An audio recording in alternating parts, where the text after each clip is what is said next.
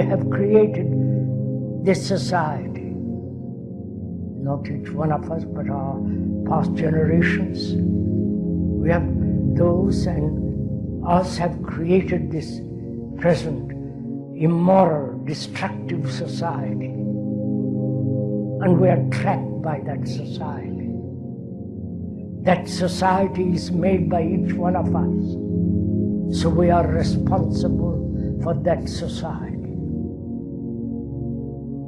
Whether it is possible not to change society, but is it possible to radically, deeply transform our conditioning, which is understand deeply our consciousness, which is what we are. Is it possible to transform not into something, but to change, bring about a mutation in the very structure and nature of our consciousness?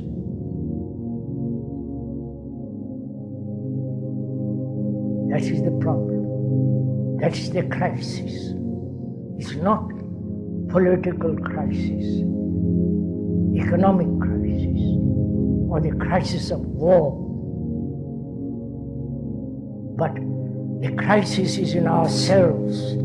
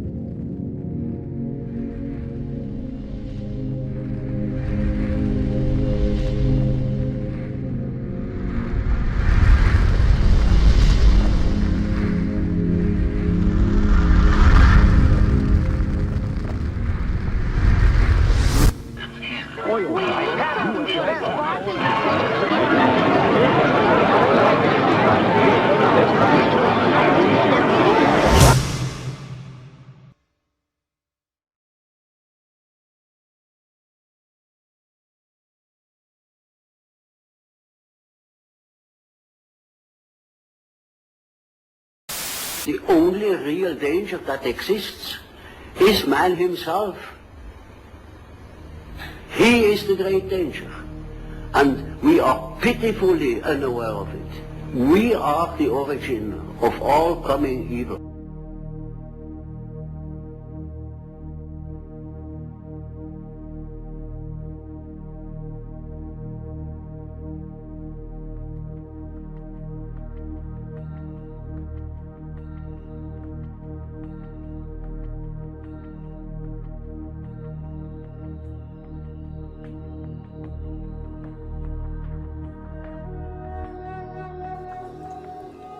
The Earth, our home, a planet teeming with life, a place of great beauty and of great wonder.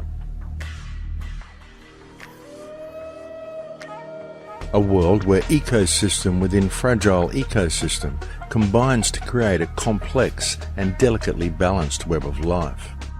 A sympathetic mesh where the harmonious state of each organism is ultimately dependent upon the condition of the rest. A web in which the continued survival of each delicate strand rests entirely upon its symbiotic relationship with the environment in which it exists.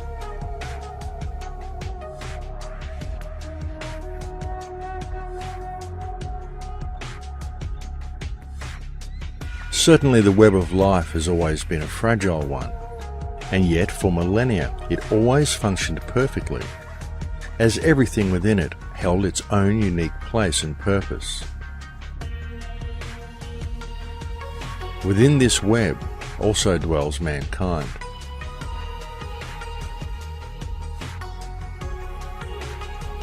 According to ancient Vedic texts, in times long past, man too lived in complete harmony with nature. For man also held his own place and purpose within the web. And so it continued for countless years, until there appeared upon the earth a new mindset in the consciousness of humankind. And with that mindset came a new type of organism. With that mindset came civilization and a system of organized rule based deeply in social structure.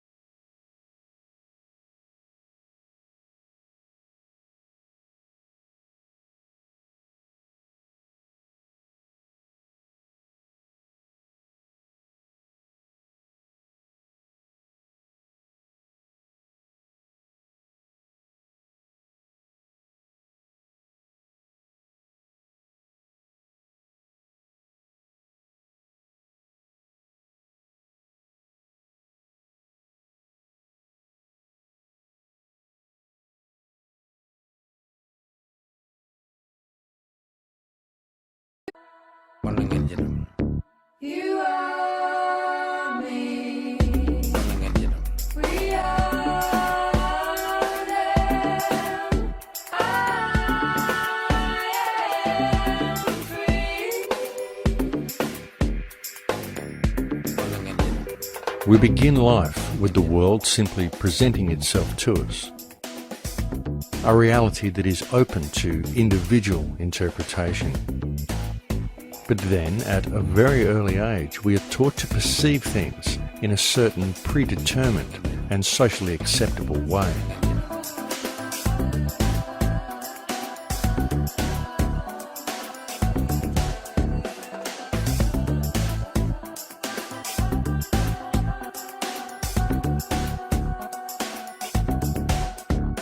The process begins first at home,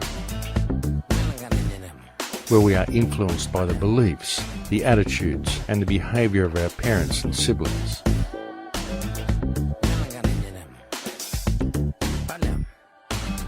And then, as soon as we are old enough to be capable of independent thought, and have gained an acceptable degree of communication skills,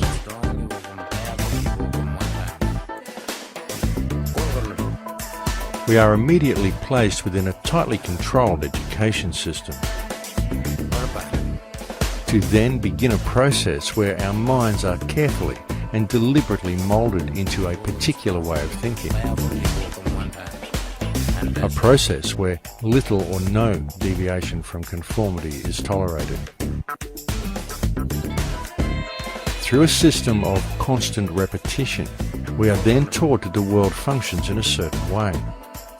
And we are only considered to be functional ourselves when we believe and are able to repeat without question that which has been taught to us during our time within the system.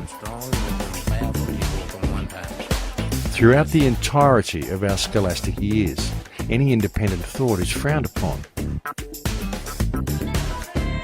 And instilled into each and every student is the belief that our success within the system is wholly dependent upon our ability to regurgitate on command that which has been taught to us. And we are told that upon leaving the education system, our path through life and our standing in reality itself will be determined entirely upon how economically viable our personal endeavours are.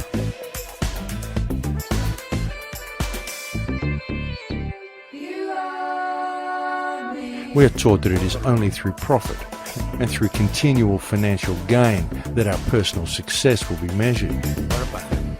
We are taught that we must either work for someone or we must strive to gain a position in society where someone else will work for us. But either way, all must work. We are essentially taught to be slaves who will spend the majority of life in the pursuit of paper or of digital credits.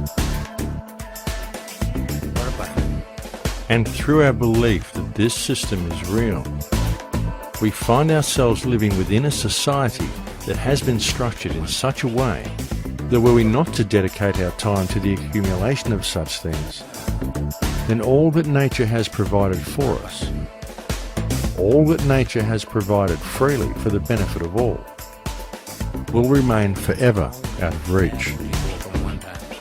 Yet in pursuing such goals in the belief that doing so will enrich our lives, all we do is give power to the meme that enslaves us. And the price we ultimately pay is the connection we once had to the world around us.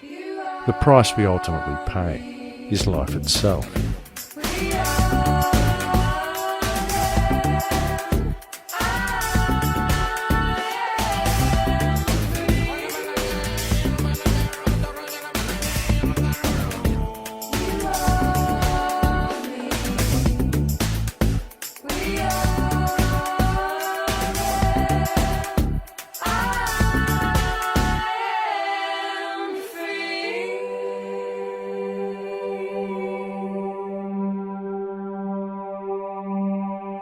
The entire educational, financial, legal, political and social systems that modern human beings are subject to from the moment of birth are all structured with a singularity of purpose: to perpetuate the meme, These systems are designed to ensure that each individual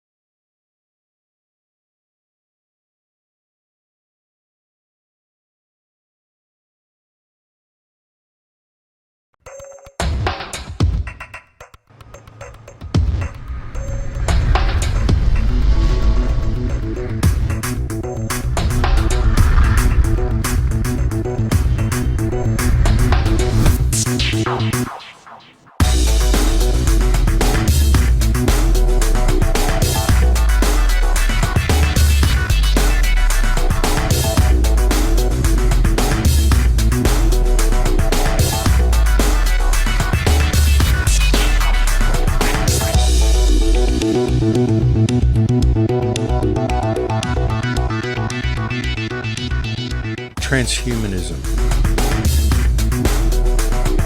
The final frontier or the final prison? Does it represent humanity reaching its greatest potential or facing its greatest threat?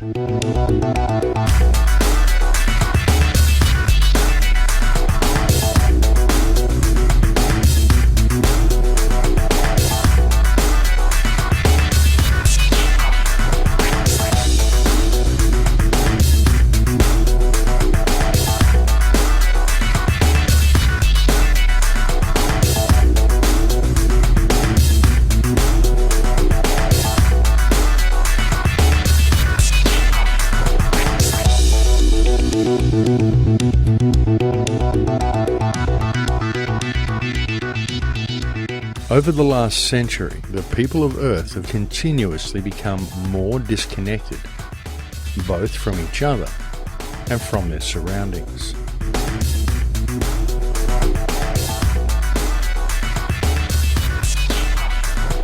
And by means of a government-controlled education system, the overall IQ of humanity has degraded significantly. And this has been a quite deliberate action.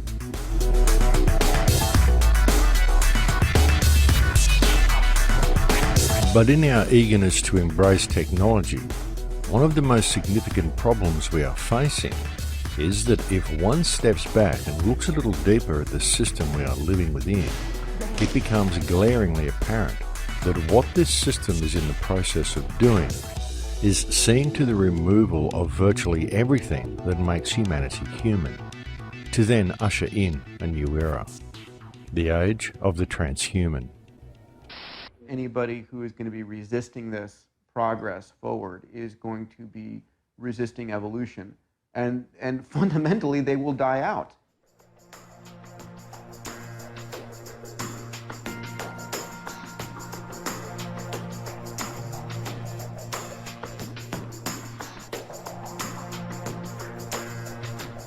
Transhumanism is the high-tech dream of both the ruling elite and of numerous modern scientists, many of whom are so locked into a left-brain mentality that they see the merging of man with machine as nothing short of inevitable.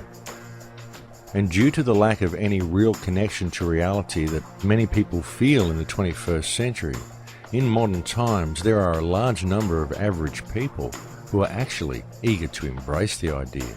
And we see kids by the millions going to their doctors and their pastors nowadays saying, I don't feel anything, I don't feel human. And that's a perfect sign of the fact that individuals are no longer even able to identify with the human species anymore, because we're already in the midst of the species splitting in two, and those being still human and those others being post-human.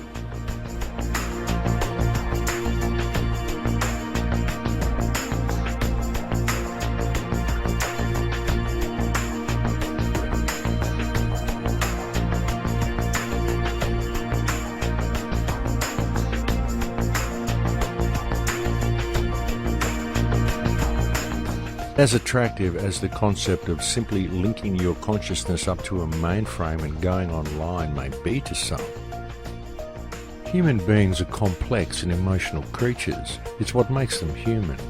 And so the question must be asked, is this evolution?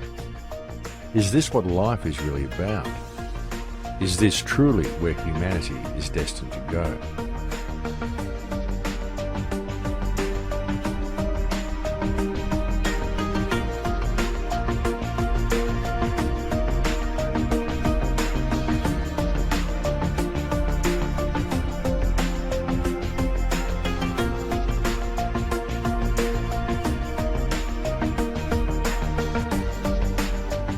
What is a human being? What makes it possible for a biological organism that is around 85% water to function as a sentient life form? Why do human beings experience reality in the manner that they do? And what effect may it have upon human beings if they were to enhance themselves with technology? There is a very, very dark side and an occult side to transhumanism. but I believe that everybody should be able to recognize that if you look at it for what it is, transhumanism represents mankind's desire to escape the human condition. I also personally believe that transhumanism is the religion of the atheists. Much is about upgrades, physically or intellectually, but if you listen to the transhumanists, they say that eventually you'll be able to upload your soul or consciousness to a computer. And at that stage you will basically be able to decide how you would like to live, how long you would like to live, but also the rules that would be surrounding you. Transhumanism is related to technological utopianism, a futuristic science fiction world, a belief that science and technology will shape things for the better, eventually leading to a utopia. It's an updated version of an old religion, an idea of a new heaven. If you're good, if you believe in Jesus, Allah, Vishnu, or Buddha, whoever, you will come to heaven. But much in the same way, if you believe now in science and technology, you are all going to reap the benefits of a new heaven that is going to be created right here on Earth. We are on a quest to better ourselves, evolving toward a state of perfection.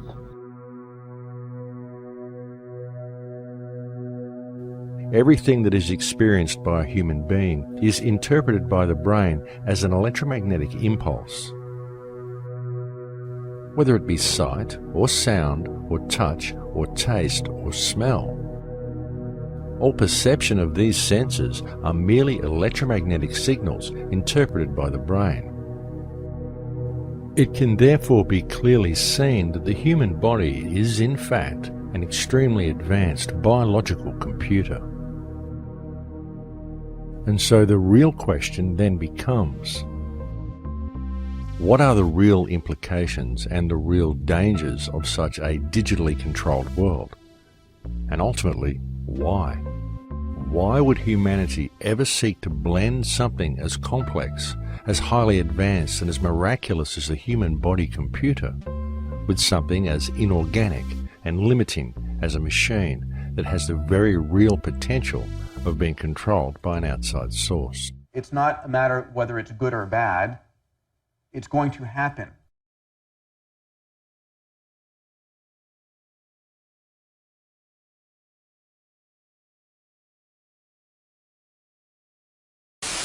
Basically, every 2 years, we can put twice as many components on a chip. And because they're closer together, they run faster. And so computers get twice as capable overall for the same price every year. We'll make another billion-fold increase in price performance in the next 25 years. And again, shrink the size of these technologies 100,000-fold.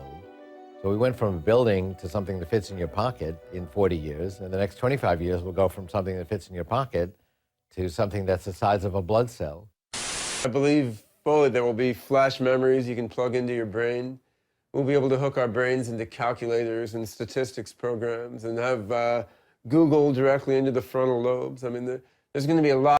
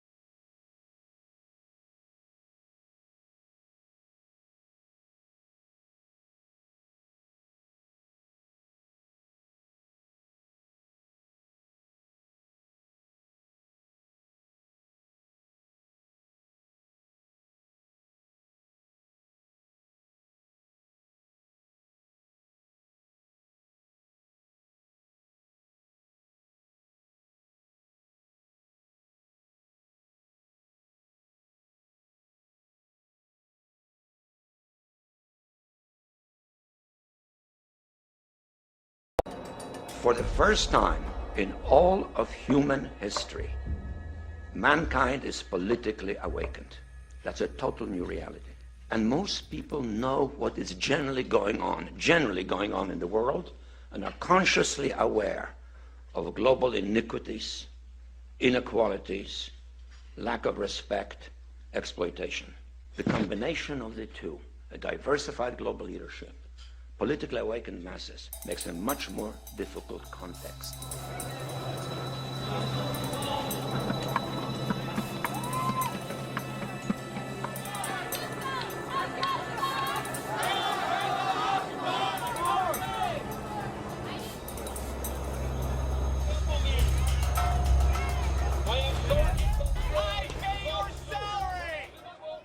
Most people at some period in their life experience what one might perhaps call a lucid moment. A moment when they look at life around them and they think, is this it? And then it suddenly hits them that there must be something more, that there is something more to life. Many people instinctively know that there is a great deal more to reality than what can be perceived with the five senses. But because most people think only with their left brain, they believe that connection to these realms can only be achieved through external technology, through science. A very good example of this is the internet. People find the internet with its instant connection to others and its instant access to information to be quite natural. In fact, there are many people today who simply cannot imagine life without it. The internet, in its own sense, unites humanity as one organism, able to communicate with itself spontaneously. And this becomes more true each day as more countries and more people come online. In this growing web of communication, we can clearly see the unification of mankind becoming a reality. But it is a digital version of it. One could almost say that the internet as we know it today is the central nervous system of a new humanity. A humanity that is vastly different from anything that has previously existed.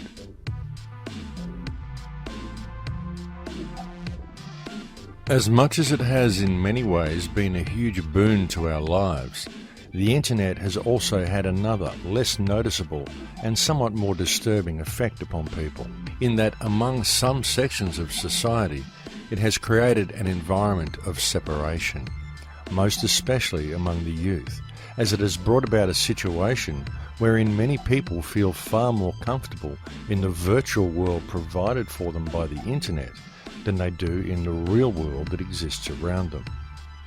Due to this fact alone, the internet has been single-handedly responsible for a huge loss of skill.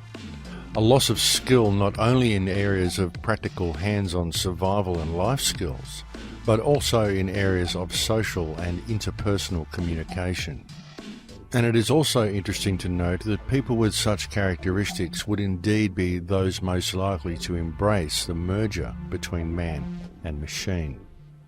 The internet, cell phones, all these other things that they've definitely enhanced our speed of communication, but they've also done something very important, and they've severed a very crucial tie between actually talking to people, looking into their eyes when you're talking to them, getting a feel for what they're actually feeling, and just in the simple fact that now everything is based upon language. We send language through the internet, we send language through the phone, language comes across through the television, and fortunately they're able to give a couple pictures and symbols and things like that, but other than that it's just based upon the language, and it's so disconnected from actual reality. Nobody ever stops and sits anymore and just sits inside an actual environment that is natural and just stops and listens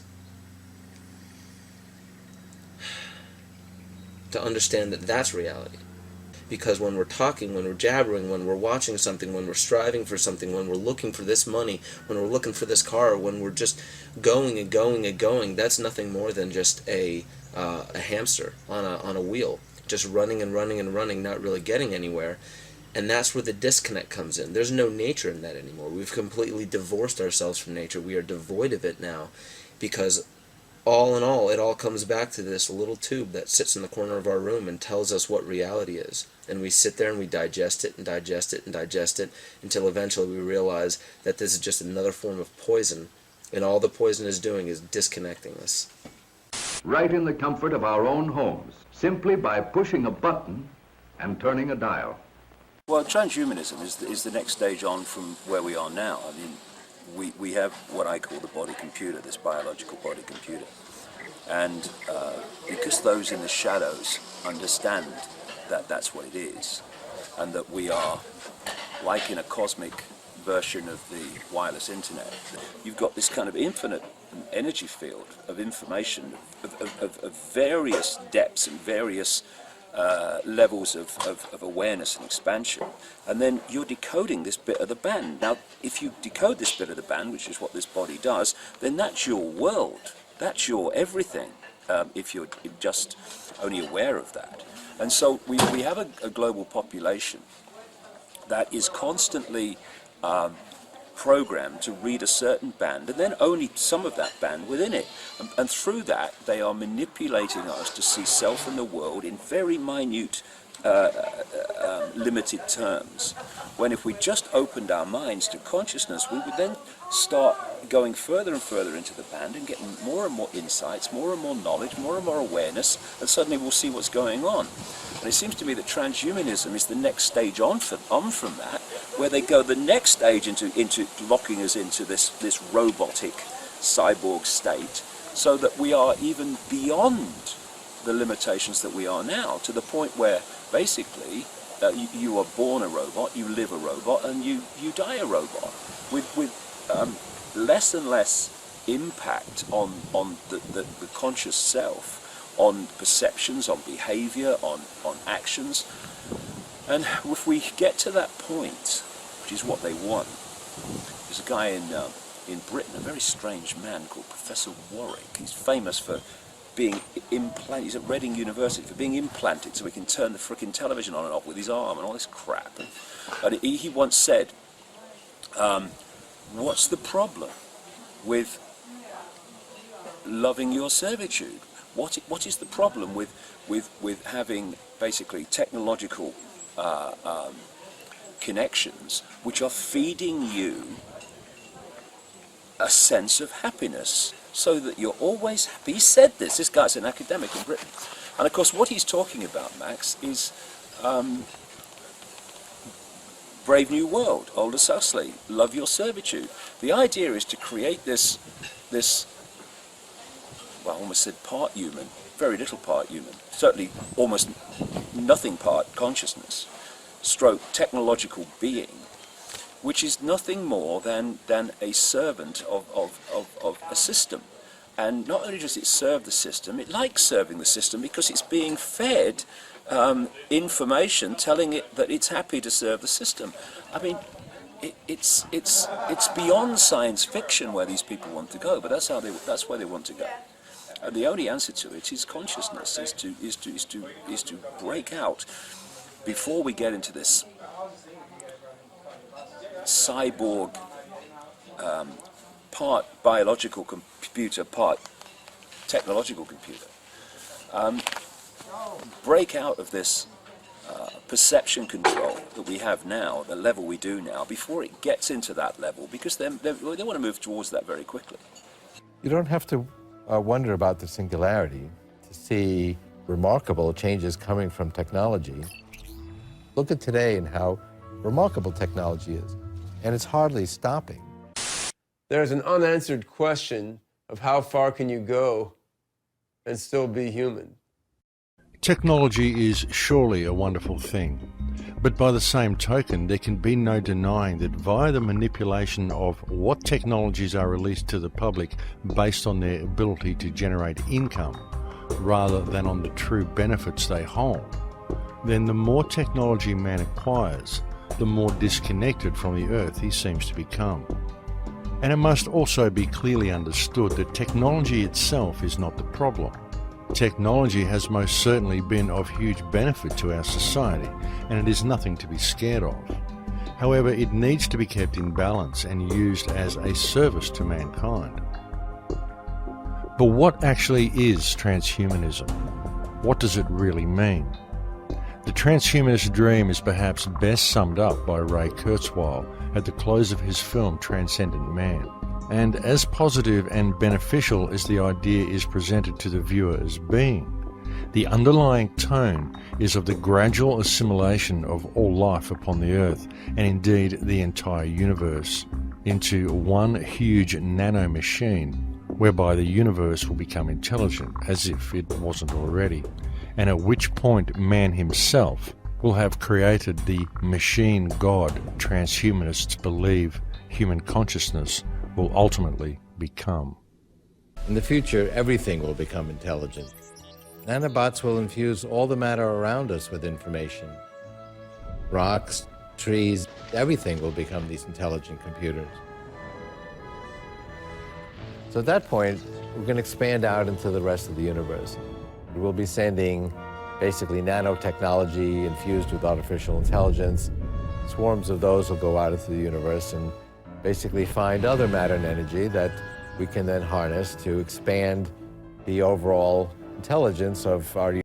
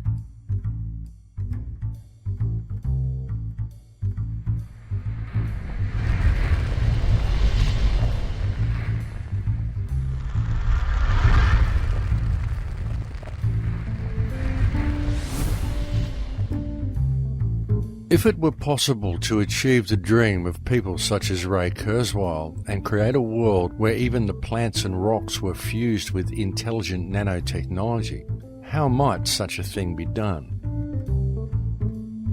Very notably and quite obviously due to their microscopic size, the prospect of doing so without the knowledge of a vast amount of the population must be seen as utterly plausible. But how could such a mammoth undertaking be implemented? What delivery system could be employed to ensure the widest and most effective method of reaching the subject population?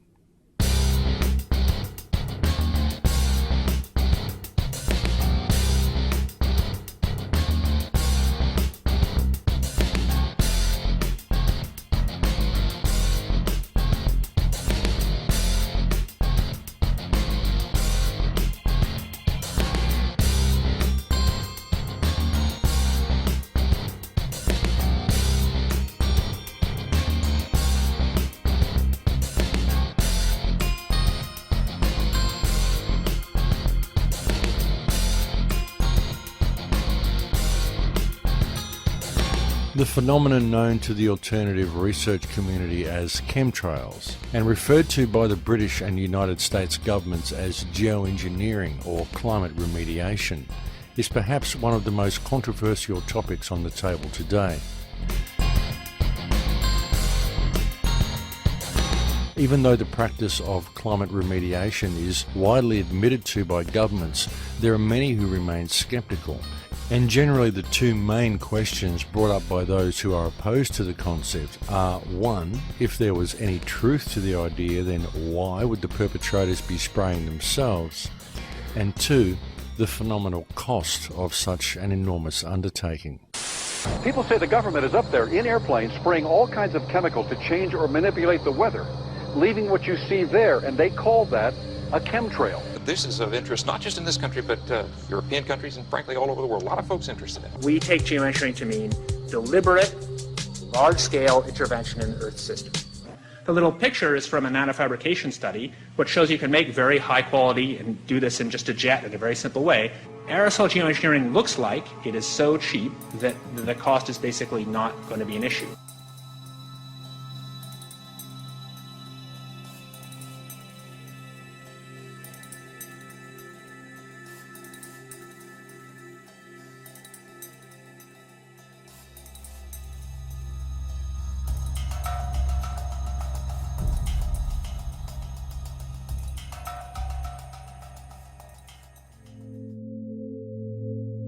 Because nanoparticulates are potentially self-replicating, the cost of producing them is actually quite negligible. As for the question as to why the perpetrators would be spraying themselves, well, that answer is in fact a very simple one. These people want transhumanism. In fact, when one truly considers the transhumanist agenda and it begins to sink in that chemtrails seem to consist of nanoparticulates or smart dust, then the last piece of the puzzle falls snugly into place. And it is far from inconceivable that were the global population to be infused with programmable nanoparticulates, then when these tiny machines are switched on, they will simply do what they are programmed to do. And that what this may be may also be largely due to what other genetic codes have first been introduced into the host. We have more than tripled the numbers of doses of vaccines we're giving our children in the last quarter century. Up to 15 by the age of 6. Why are so many highly vaccinated children so sick? The elites, those who can afford to carry out practices such as chemtrails, generally don't eat processed or genetically altered food. And it is extremely unlikely that they are subject to the same rigorous vaccination regime as the general public. If mankind is indeed ingesting nanoparticulates without their general knowledge, then how might such machines be controlled or switched on? In answer to this question, one only needs to realize that it is now a long-established fact that when anything occurs within the human experience, ultimately the information travels around the body electromagnetically. All our 5 senses, along with any emotional information, is all interpreted by the brain via these electromagnetic signals. Therefore, it is also an established fact that man can be influenced and even controlled via electromagnetism. Metallic salts have made our air conductive. This means that we and everything around us can transmit and propagate energy. The air is no longer neutral. I think the smart meter is a very good move for the company, just for the customer aspect. I mean, they can keep more real-time information on a day-to-day basis.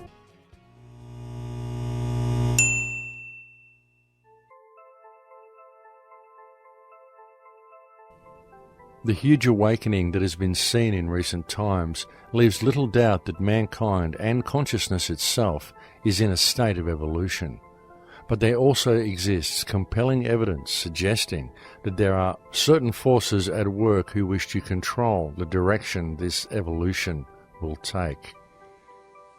The second group of materials found in these environmental samples is unidentifiable fibers. And I really want you to appreciate the meaning of unidentifiable. These fibers have been sent to sophisticated laboratories, and there is nothing nothing in the databases that match them.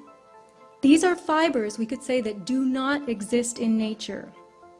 People around the world are developing lesions on their skin that ooze and produce fibers. This is known as Morgellons syndrome. Tissue samples cultured from ordinary people without this ailment contain and grow the very same fibers. When these fibers are cultured, they produce colonies of filaments. You can see the extension filaments. And these colonies continue to grow and reproduce, branching out into more filaments and more colonies. The filament cultures can be grown from saliva samples, tissue from the skin, mucus, urine, blood, from animals and people, regardless of the presence of the Morgellons condition. So where do these fibers or filaments come from? Airborne environmental samples that were collected by Clifford Carnicom in 2000, the year 2000, gathered at high altitude on a mountain in New Mexico, showed the presence of those fibers, whose structure matches exactly the tubular filaments showing up in our blood, tissues, and skin. Additionally, the samples collected by Mr. Carnicom showed what he calls, and was called in biology, desiccated erythrocytes. This is a multisyllabic term, but it means dried red blood cells. So, why are dried red blood cells in the air? See, nanocells are real small, 1,000 times smaller than these dust particulates. You inhale it, they go to work, replicating, spreading like a virus, multiplying in exponentials. 6 months' time, I could have 100 million people. Converted ditch diggers, porn stars, and presidents. Not one would be the wiser. 100 million people who buy what I want them to buy and do pretty much damn well anything I figure they ought to do. Those unidentifiable filaments, he has observed the formation of red blood cells and submicron-sized structures. So now you've got a filament making its own red blood cells. The engineered cells, the red blood, very, very tough, withstanding excesses of heat and chemicals, indicating that they are designed to endure almost anything. He has put them in a Bunsen flame, he has poured bleach on them, acid, and they still endure. In addition, they are able to replicate, growing outside of the body in a petri dish. This is highly sophisticated technology, going on by itself, not in a laboratory. People with advanced Morgellons syndrome started with fibers coming out of their skin, and they're now observing very strange crystalline forms and metallic devices, plaque structures, even grooved metallic devices. On the right, you'll see one device, the front and the back. The fiber strands that you see here were made of cellulose and GNA. GNA is DNA's chemical cousin. It's a nanotechnology building block. The nanostructures contain additional properties not found in DNA, including the ability to form mirror image structures. Here you have a nanoarray, a tiny device used in biotech for DNA hybridization. And on the left, you see a diagram from an industry website of a nanoarray, and on the slide you can see actually two of them. She's marked them with red X's that came out of her body, looking exactly like this. So, we begin with the emergence of basic filaments, followed by more complex structures. So what processes are going on here? Are these materials combining to form devices that are working together inside us? What is happening to our biology? And remember that tissue samples obtained from ordinary people who have no Morgellons symptoms, no lesions, can be cultured to produce the very same filaments found in people with Morgellons. So we would have to conclude that Morgellons is like the canary in the coal mine, and that only some people are exuding the materials. And could that be because their bodies are rejecting it, while our bodies are integrating it?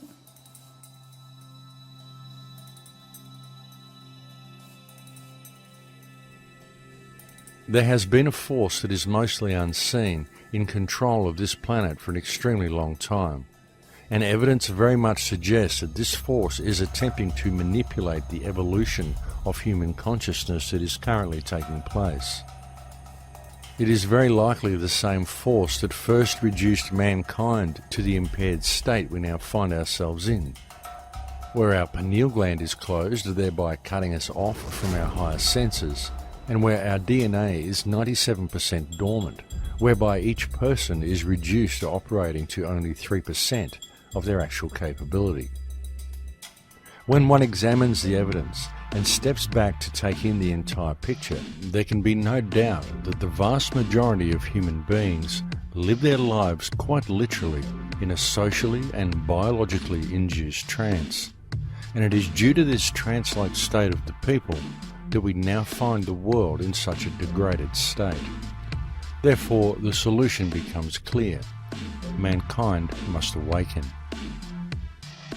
But how? How do we transform the collective human trance into wakefulness? How do we bring about the mass awareness of the people? And what steps can be taken to allow both humanity and the earth to once again return to a natural state of abundance? Clearly, the first step is for people to understand and accept the truth regarding the current condition of mankind and the urgency of addressing the situation we are faced with. But even when people know the truth, as many do, most are simply waiting for social or financial Armageddon, waiting for December 21st, 2012, waiting for ascension or waiting for the rapture. And due to this lack of positive and decisive action, while people wait for redemption to be delivered to them via an outside source, the destructive machine of modern civilization continues to grind slowly forward towards its inevitable conclusion. Obviously, it is extremely important for mankind to truly grasp the depths of the problems we are facing and to the peril that our collective failure to deal with things has placed us in. And this peril includes not only the human race, but the entire earth and all life upon it. Because if mankind allows the ship of state to continue sailing in its current direction, within possibly 3 to 5 generations, we are very likely to have allowed the creation of a world that will no longer support life as we know it. There's an incredible disconnect between reality and what we're fed as reality, such as this little electronic box that millions upon billions of homes have now, and we now digest all of our reality from this little electronic tube. None of what we're actually getting in this tube is reality other than the fact that we're watching television. That's it. That's the only portion of that that's actually real. But what we do is we lose ourselves then. We almost become too identified. We forget that we're even existent, so we are identified with everything that we're seeing, and this becomes our reality. And we forget that not only is this cherry-picked information, but above and beyond all that, no one even stops to think that this is somebody's interpretation of what happened in an area. So everything that we're getting is literally somebody else's creation. It's a manufactured idea that's put into this little tube and then projected into us as reality. And that now is the basis for how we act in our society. So the way we dress, the way we talk, what we do, what we're afraid of, what we're attracted to, what we want to drive, the house that we want, the money, all these things are driven by somebody else's perception. They're driven mostly by wants of other people, and they arrived at those wants from other people. And it all comes back to really just the fundamental basis that none of this is reality. It's manufactured. It's not really pertinent to our life. It's not really profound. There's really no importance to it. We're just applying value to it because all of these things, the clothing and the cars and the job and the money in the bank account and why we want this job, we don't even understand why anymore because we relate all of our wants, all of our desires to what these other people want and what they desire. And if you actually get to the core of it, we don't even truly want these things. We just want the other people around us to see that we have what they want because that gives us a measure of control or a measure of power. And it all boils down to a level of security. And that's all that all of this really is the fact that people are following these fashions they don't understand. They're following these ideals that they don't understand. They're doing it because they want to fit into some identity that they're eventually creating for themselves to be the most secure, the most powerful, the most prominent, the most beautiful, the most affluent person in that field so that everybody else around will give that person support because they want to be near you. And that's all it is. We just want this closeness. We want this connection with people. And unfortunately now we are contriving it. We're forcing people to want a connection with us for means that really have no basis in love, no basis in real relationships. So all of our relationships are based upon power and fear and based upon manipulation and lies and trying to get this and trying to get that. And none of it's true interaction anymore. Science is great with all the beautiful technologies, but many of the problems we are trying to solve, we created. If things stay as usual, if business stays as usual, then we have about 100 years of life on this planet. But if you think there is hope, then we have to start taking action right now.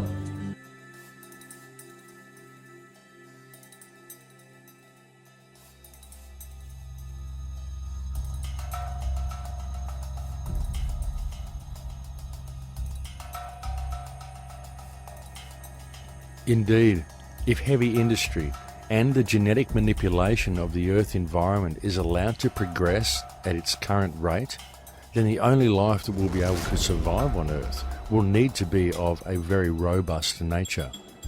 Such life would be transhuman by necessity. Biology divides life into three kingdoms: bacteria, archaea, and eukarya. Bacteria and archaea are simple organisms with no subcellular compartments.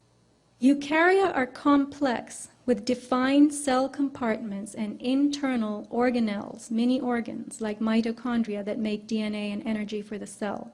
Plants, animals, and humans are eukaryotic, as are fungi and slime molds. The archaea are the hardiest of the life forms. They're able to withstand grinding pressure, heat, acidity, and alkalinity. They can live in volcanoes, geysers, and the ice shelf. Now, the materials appearing within these filaments are as tough as archaea. They look like bacteria, and they self-replicate. And natural fibers would be classified as fungal in the domain of eukaryotes. But these fibers contain forms from the other two groups inside them.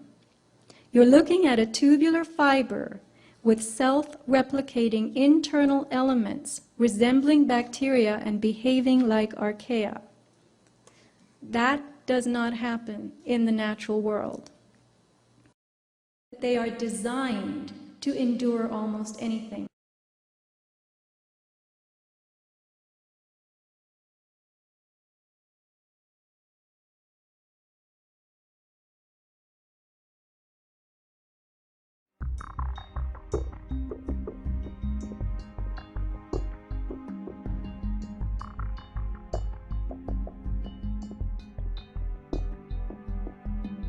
In the social and political climate of the 21st century, mankind is truly facing some very great challenges. Many of them made all the more difficult due to the fact that they are challenges that go mostly unnoticed by the vast majority of people. The vast majority of people in the world today only perceive the world the way it appears on the surface. However, the real truth is that the world that we live in today is actually very different to that which most people perceive it to be.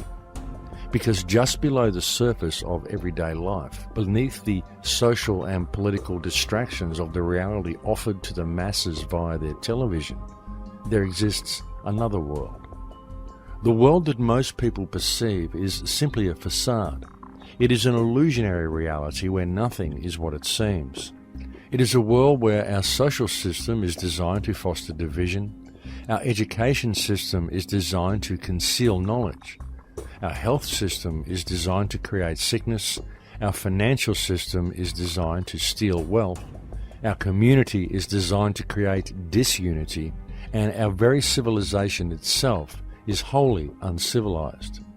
We live in a world where 2% of the population controls 98% of the global resources, while the other 98% of people are left to compete against each other in order to gather some small fraction of the other 2% that is left to them in order to support their lives and their families. In fact, the world of today is so disjointed and so out of balance that the most amazing part of it all is that there are actually people who cannot seem to see it. And this is because the systems of control that have been put in place to blind people to the true realities of our world have been very cleverly and very meticulously constructed. Though much of our society may appear to be free on the surface, if the truth be known, mankind is actually far from free. We are simply free range, for the world of modern times is actually a very controlled place. But the situation is not wholly lost, for the simple truth is that mankind has allowed their servants to take over the mansion, and these public servants have worked and are continuing to work to steal everything of value that they can from the people, while gradually enslaving the world to a set of rules of their own contrivance. Legislation that has been cleverly designed to remove actual law from the planet and impose in its stead the will of individuals. When one puts all the pieces of the puzzle together on the table, the chemtrails, the HAARP arrays that are appearing all over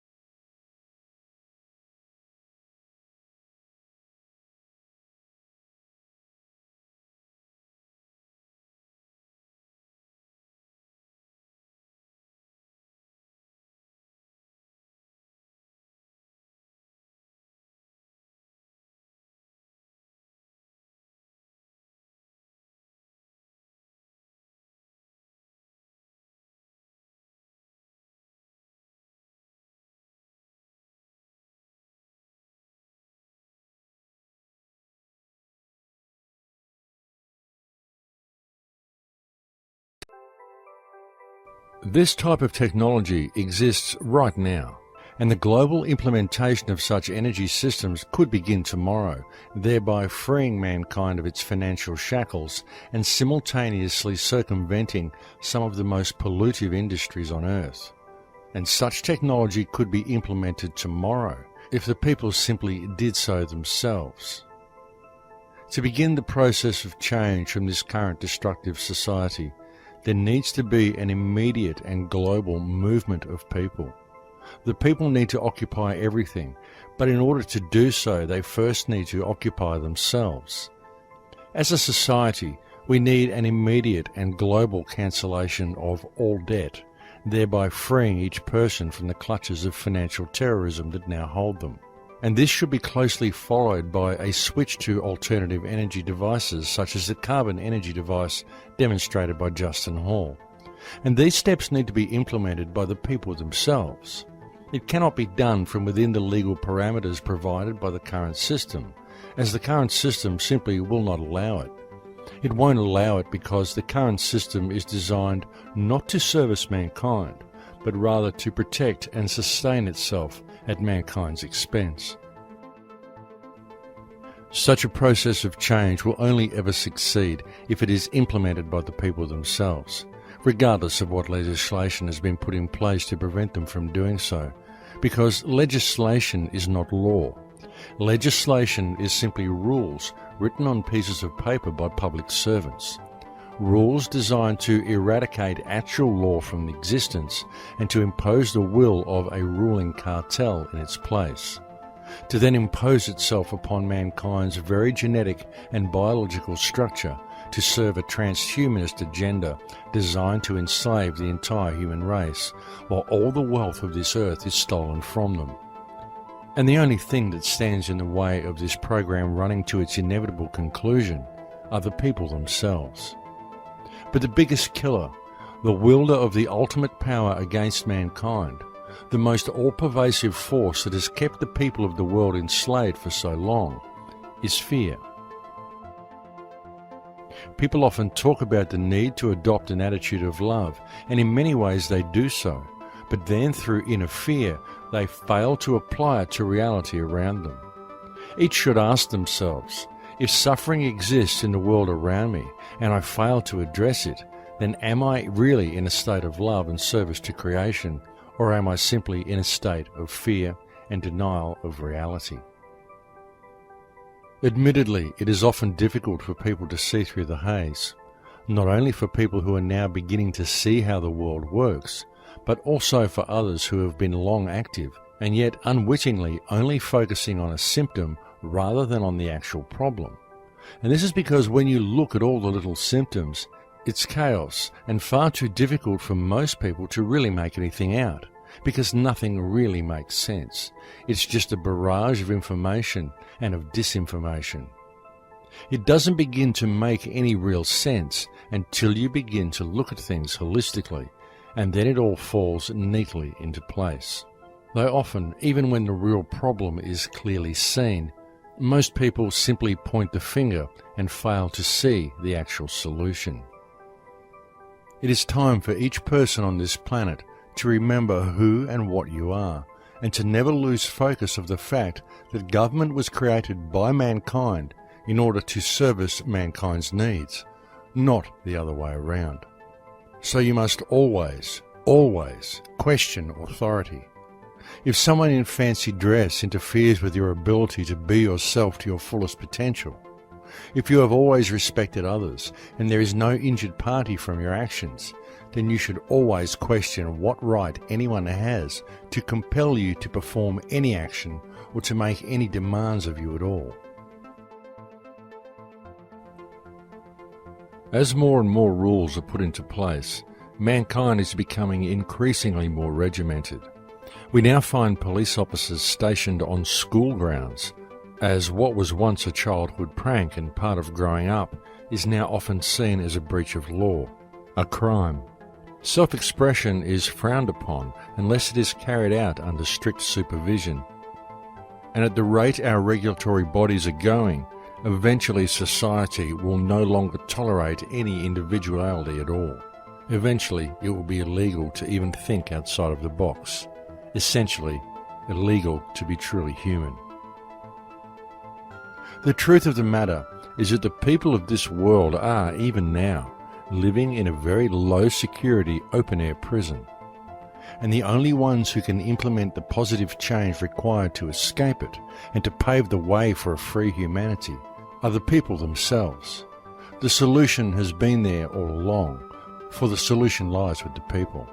It has always lain with the people, and all that is really required for mankind to escape from the prison that enslaves us is for people to realise the truth of the invisible bars that surround their minds, and to realise that the bars are only there due to people's belief that the system is real.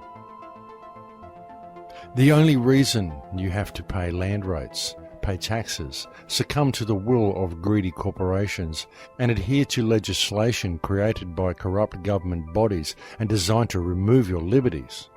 The only reason all the modern world finds itself in a position where it is virtually enslaved by public servants is because you live in a divided society, and to people's failure to build common unity within their community, to get to know their neighbours, to support each other, and to see each other as valid.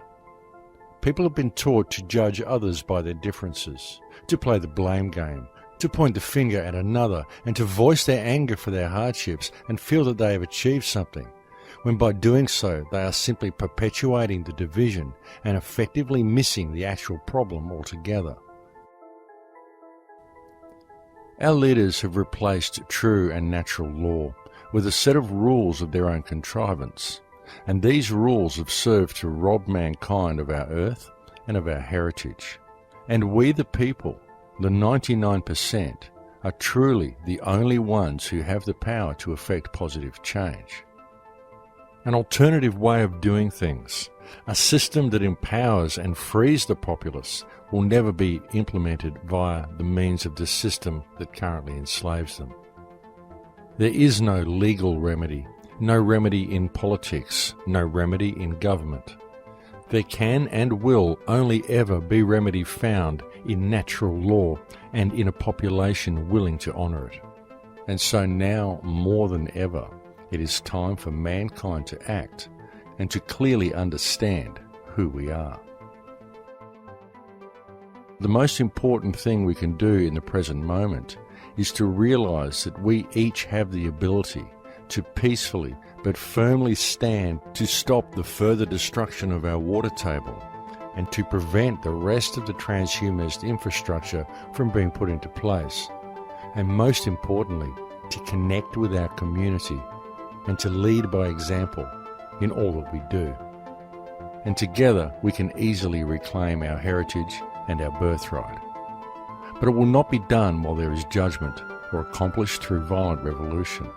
Nor are they needed, because all it would take is mutual respect and a united act of non-compliance to a fictional system that enslaves the minds of almost all who inhabit this world due to people's belief that the system is real.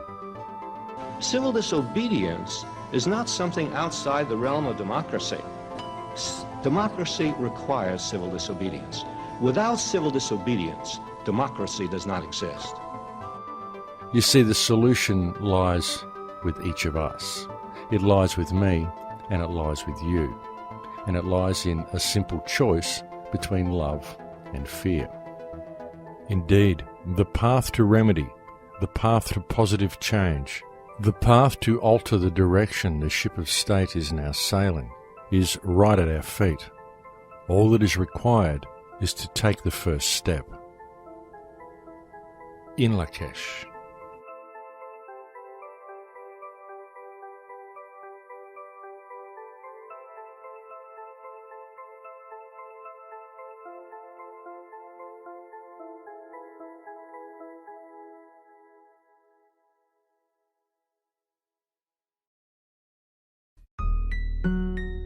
It's quite comical, actually, when you realize the difference between reality and what some people are talking on TV about. You took the mark of the devil just so you could eat and breathe. Bowed down at the feet and surrendered liberty. Tyranny and terror, corrupted dictators, posing as your leaders while they poison every leader. Pumping fluoride in the water while they rape Iraqi daughters. Dumbing down the public, fashion magazines and fodder. Now they slaughter weaker nations. Faulty explanations, selling fear to the masses. Terror level elevations, revelations is unfolding right before your eyes. Wake up in a FEMA camp, drugged and hypnotized. Fourth Reich's taking over while you focus on your bling. But I bet by this point you haven't heard a damn thing. It's destruction by design, prophesizing every scripture. Take a big step back, see the whole picture. A distraction of the mind to keep you living in a bubble. We're in a lot of trouble because less than 3% of you people read books. Because less than 15% of you read newspapers. And when the 12th largest company in the world controls the most awesome goddamn propaganda force in the whole godless world, who knows what shit will be better for truth? Problem, action, reaction, solution. It's time to wake up to the formulas they're using. State-sponsored terror to burn our constitution. Weapons of mass deception of the media delusions. Using double speak to keep you following like sheep. CNN and Fox News to keep the populace asleep. Never look and never question why we're headed towards recession. The dollar's worth a nickel, but we're ruled by our possession. I mentioned that those towers fell in less than an hour. Ignorance is bliss, the source of the power. But they'll cower in the shadows if we all wake up and see that the land that we're living in is nothing close to free. It's destruction by design, prophesizing every scripture. Take a big step back, see the whole picture. A distraction of the mind to keep you living in a bubble. We're in a lot of trouble. So you listen to me. Television is not the truth. Television is a goddamn amusement park. You're beginning to think that the tube is reality and that your own lives are unreal. You do whatever the tube tells you. You dress like the tube, you eat like the tube, you even think like the tube. In God's name, you people are the real thing. We are the illusion. Now you're living as a slave, high-tech police state.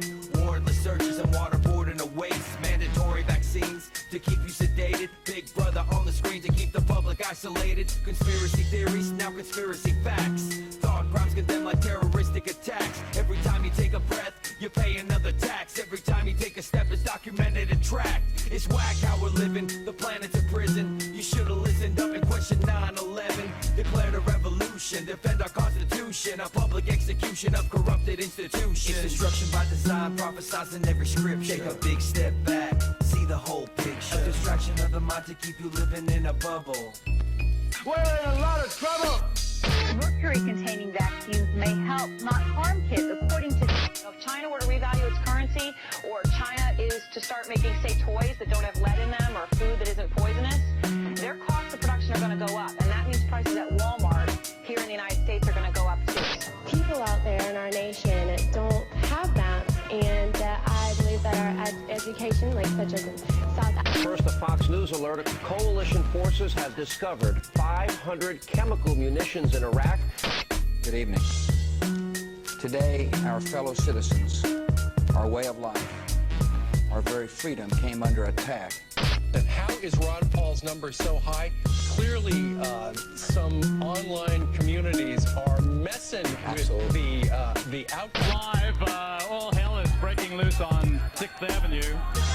You know, you need a permit to protest or demonstrate here in New York. But this anarchist group came forward. They really are one of the least attractive groups of demonstrators I've ever seen.